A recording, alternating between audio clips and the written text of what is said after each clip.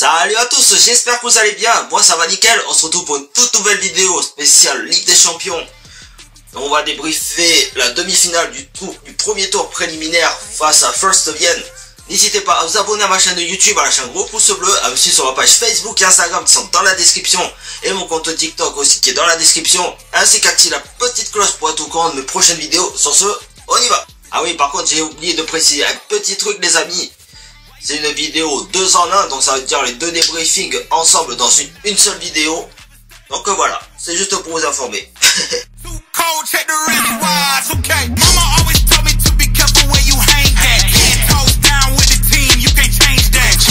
Alors, qu'est-ce qu'on peut dire de ce match de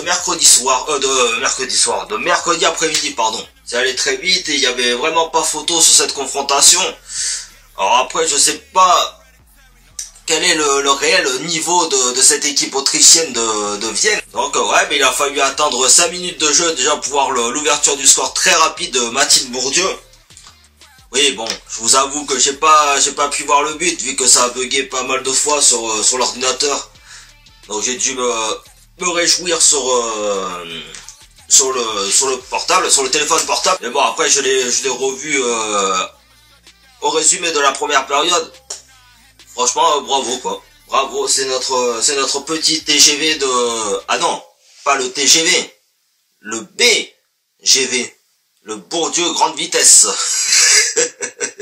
Ah, puis après, voilà, ça s'est vraiment enchaîné. Parce que voilà, enfin... Parce que... Faut quand même dire que en face, on avait une équipe autrichienne mais qui était quasiment inexistante. Enfin, qui a passé une bonne partie du match à défendre, au plus bas surtout, et essayer de lancer des contre-attaques, bon, qui n'étaient pas fabuleux non plus.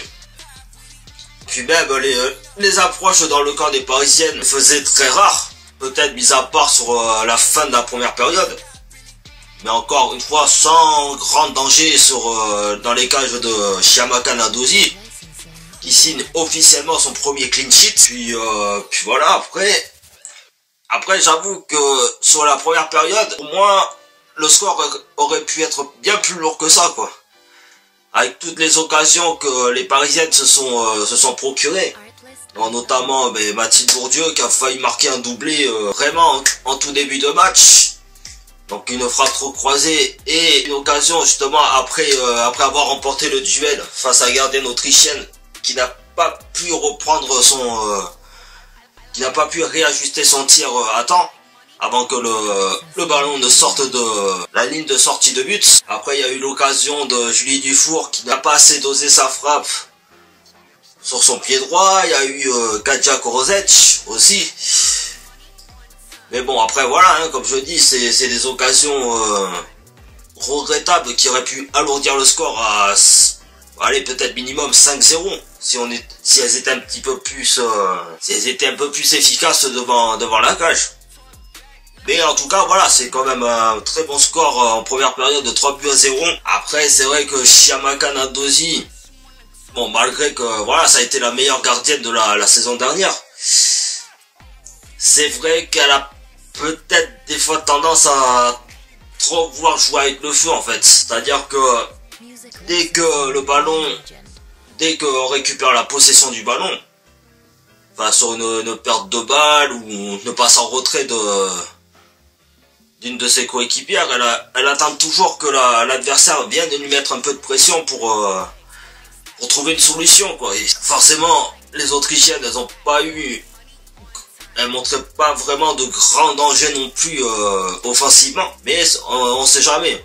Parce que là, si elle fait ça face à une équipe comme Chelsea ou le FC Barcelone ou l'Olympique Lyonnais, je pense que vous savez les conséquences que ça peut avoir, hein. Pour un but encaissé après, c'est bien chiant quoi. Et donc après, la deuxième période, bon, Sandrine Soubeyran a voulu faire un petit peu tourner son effectif, histoire de préserver les joueuses clés pour samedi contre le Sparta Prague. Oui, parce que il y a eu ce match aussi contre Linköping un peu plus tard dans la soirée et qui s'est joué sur les prolongations sur le score de 3-1 en étant en égalité numérique à 10 contre 10. Donc je pense que ça me dit après-midi, a priori, enfin de ce qui est programmé officiellement. Je pense que ça va être un match assez serré pour passer ce premier tour. Et puis il faut aborder après le deuxième tour préliminaire. Enfin, si Parisienne passe cette équipe tchèque. Et c'est vrai que cette deuxième période, ben là tout le monde s'est lâché. Donc avec la grande première de Mal Garvino, il y a eu Kessia Bussi qui est rentré. Et il y avait déjà Davis qui était dans le 11 de départ de ce match. Donc ils sont un peu les nouvelles recrues de ce mercato estival. Bon après c'est, comme je dis, c'est le début de saison, donc après il faut voir un petit peu par la suite s'il y a des axes d'amélioration de sa part. Bah, surtout avec la jeunesse comme Lou Bogart ou Selina Houssine. Et même avec Teninsun Sissoko, d'ailleurs qui a fêté son anniversaire il y a pas très longtemps. Donc voilà quoi. Qu'est-ce que vous voulez que je dise de plus sur cette rencontre? Rien que la première période a été totalement maîtrisée de leur part. Et la deuxième, elle a été encore plus. Parce qu'on a senti que les Autrichiennes, eh ben, au bout de 3-0, ben, elles commençaient déjà à se faire l'idée que c'était mort. Enfin, qu'elles allaient faire la petite finale pour la 3e place contre Linköping, les deuxièmes perdants de l'autre match. Donc voilà, après, bon, elles savaient qu'elles allaient se faire un peu démonter, si on peut dire ce terme sur YouTube. Alors, après, comme je dis, moi, il y a un petit coup de gueule à passer. Bon, rien de méchant en soi. C'est ben déjà la programmation du match. Parce que là, c'est tombé vraiment en pleine semaine de la rentrée des classes. Alors, je sais pas comment ça se passe chez les Suédois là, pour la rentrée des écoliers, des écolières et des écoliers. Après, bien sûr, un grand respect à ces quelques supporters qui ont fait le déplacement jusqu'en Suède. Mais c'est vrai que là, ça tombe vraiment dans la semaine de la rentrée des classes. Donc il fallait, je pense, pas s'attendre à une grande affluence non plus. Bon, après c'est les débuts de campagne de Ligue des Champions, mais bon, on verra bien samedi contre Sparta Prague au stade Charletti si l'affluence va tenir ses promesses. Mais je trouve ça dommage quoi, que ce soit mal programmé. En plus pour un stade avec un nom de produit Ikea, excusez-moi. Hein. Donc voilà les amis, le débriefing contre l'équipe autrichienne de First Vienne touche à sa fin. Et puis pour vous, on va faire la transition rapide pour parler du débriefing contre le Sparta Prague, donc qui se déroulera le samedi. Et puis quant à moi, ben, je vais devoir attendre demain parce que je tourne la vidéo vendredi. Ouais, va falloir que j'attende demain pour savoir qui va passer pour ce deuxième tour. Allez, petite transition rapide pour vous.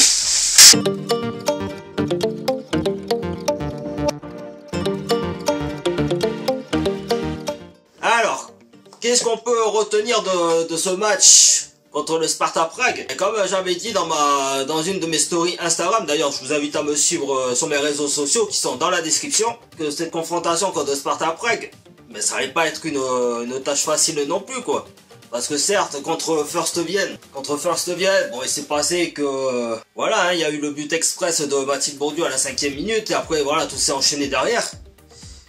Mais là, c'est un autre calibre aussi, parce que le Sparta Prague, pour ceux qui ne savent pas trop le parcours de ces joueuses-là, en fait, elles sont là depuis la création de la Ligue des Champions. Enfin, avant, ça s'appelait Women's Cup. Et aujourd'hui, ça s'appelle Ligue des Champions. Enfin, depuis le long règne de l'Olympique Lyonnais, depuis 2009. C'est vrai que si on regarde un petit peu cette première période, ben c'est un peu le même scénario qui s'est passé contre First Vienne. C'est-à-dire que les Parisiennes ont attaqué très très fort dès le début du match en ayant quasiment la même mise sur le ballon. Et encore une fois, ça a créé de belles occasions. Je pense que c'est les meilleures les meilleures occasions de la première période. Encore une fois, ben, c'est le manque d'efficacité dans les derniers mètres qui a pesé aussi un petit peu. Mais il y a aussi eu des approches des Tchèques avec, on va dire, peut-être 2-3 occasions en première période. Mais encore une fois, ils ont buté sur une grande Chiamaka Nadosi qui signe son deuxième clean sheet de la saison, vu que ça fait 2 matchs. Oui. Bon voilà quoi, c'est déjà pas mal. Et puis après la demi-heure de jeu, ben la demi-heure et 6 minutes après, voilà, pour moi c'est pour le moment un des plus beaux buts de ce début de saison, celui de Clara Matteo, qui en plus de ça, sur ce but, donc comme vous voyez à l'écran, à la base de ce que j'ai pu apprendre, en fait c'est une joueuse, elle tire avec le pied droit de base, mais là elle s'est mise sur son mauvais pied et puis en plus elle a mis un beau but en pleine lucarne. C'est franchement magnifique, et je pense que ce but de Clara Matteo, enfin si on se met aujourd'hui à sa place, même dans sa tête, je pense que c'est un petit peu une revanche aussi de sa non-sélection aux Jeux Olympiques de Paris avec l'équipe de France, quand c'était encore Hervé Renard. Et je pense que globalement cette frustration de ne pas avoir participé au JO, ben, ça lui a donné encore plus la patate pour rester opérationnel avec le Paris FC quoi. Et puis après cette première période, bon elle était, comme je dis, elle était pas mal parce que les Parisiennes ont eu les meilleures occasions, mais encore une fois voilà, hein, comme je dis, ces occasions manquées qui auraient pu un petit peu alourdir le score. Et je pense à aller peut-être 2-3-0, un peu comme contre First Vienne. Là en deuxième période, voilà, on a vu des Tchèques qui ont essayé de mettre un petit coup de pression parisienne pour essayer de revenir dans le match, donc à un but partout. Mais là encore une fois, voilà, hein, c'est joué à des déchets dans les transmissions et même dans les relances des fois. Après c'est vrai que pour parler aussi de la défense parisienne, elle était un petit peu plus solide, notamment avec le retour de Théa Grébobal qui n'avait pas participé au premier match préliminaire contre First Vienne, qui était sur le banc des remplaçantes mais qui n'a pas été utilisé de tout le match. Donc franchement ça fait vraiment du bien de la revoir. Après bon, j'attends un petit peu plus j'espère un petit peu de temps de jeu pour Fiona Alliègre. Alors comme je dis, peut-être encore un petit peu tôt pour la Ligue des Champions, mais après au championnat dans 2 semaines, dans 1 semaine à l'heure où je tourne cette vidéo, bah, j'espère qu'elle va avoir du temps de jeu, parce que franchement ça vaut vraiment le coup de la faire évoluer dans des meilleures conditions que les Girondins de Bordeaux à l'heure actuelle.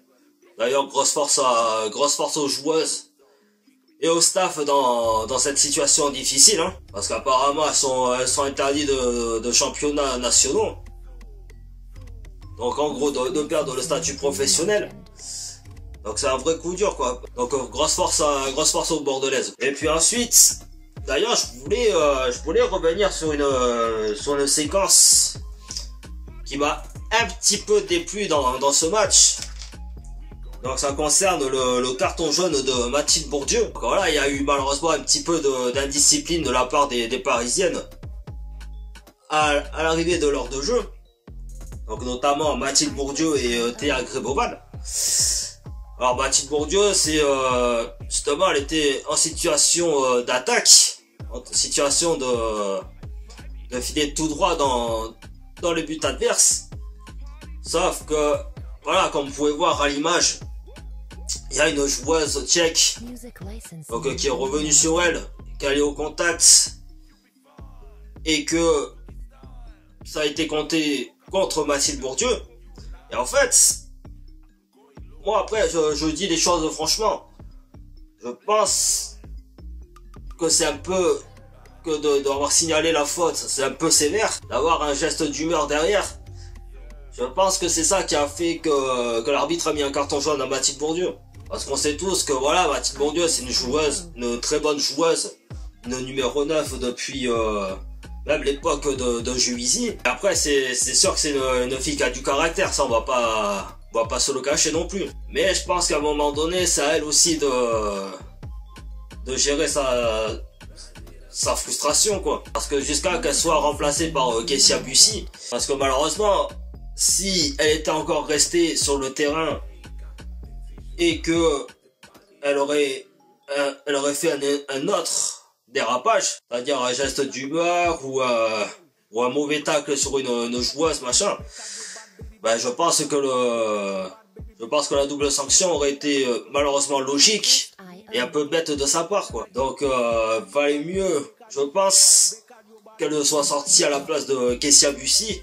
Après pour en venir aux avertissements de Théa Grégoval, comme vous pouvez voir à l'image, moi je trouve que certes la faute, l'intervention est assez litigieuse. Après bon, je suis pas arbitre pour en juger, mais je trouve que la joueuse tchèque, elle en rajoute un petit peu aussi, quoi, histoire d'influencer l'arbitrage pour qu'elle mette un carton jaune à Théa Grégoval, quoi. Alors qu'il y a quelques situations dans tout le match où les Tchèques, elles ont été un peu plus brusques sur certaines joueuses parisiennes, mais par contre on leur a pas mis de carton jaune.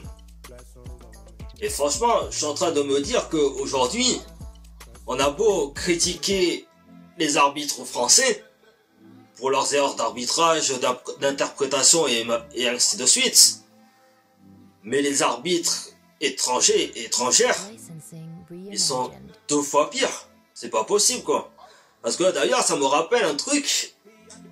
C'était contre Wolfsburg. Alors je sais plus si c'était le match aller ou le match retour. Et je crois que c'était que la faute était sur Mathilde Bourdieu. Je crois qu'elle avait reçu un coup de crampon dans les tibias, je crois, un truc comme ça. Mais là pareil, je sais plus quelle joueuse avait subi cette faute. Mais là pareil, l'arbitre elle a même pas sifflé, même pas mis un avertissement ou quoi que ce soit. Alors que ça aurait pu très bien blesser la joueuse concernée. Et même d'être sorti sur blessure. Puis arrivé à la fin, à 5 minutes du terme de ce match très disputé, mais avec la victoire néanmoins, sur un coup de pied arrêté de Clara Matteo, vu que Gaëtan Tiné avait été remplacé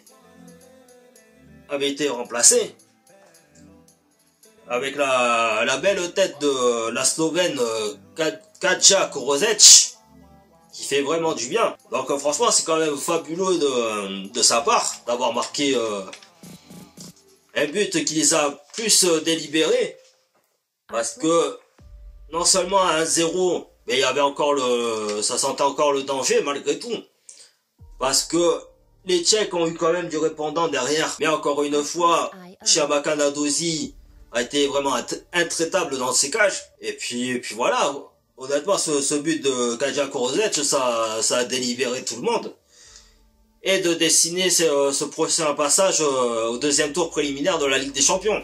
D'ailleurs, je crois que c'est ce lundi 9 septembre que le tirage au sort pour le 2e tour va être effectué. Bon, j'espère qu'elles vont pas tomber non plus sur du lourd, hein. Enfin, après, Arsenal et Wolfsburg, on a déjà battu ces deux monstres de la Ligue des Champions, donc pourquoi pas un autre défi. D'ailleurs, dites-moi un peu dans l'espace commentaire de qui, à votre avis, les Parisiennes vont tomber pour ce 2e tour préliminaire. J'attends un peu de vos réponses dans l'espace commentaire.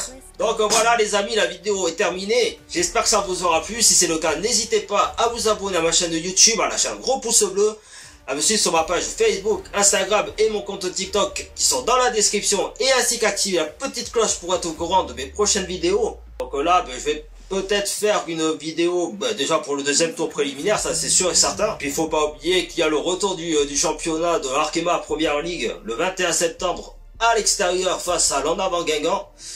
Et puis sur ce les amis, bonne semaine à tous et bonne rentrée à tous aussi, tant qu'à faire. Et puis on se retrouve pour une prochaine vidéo. Bye bye tout le monde.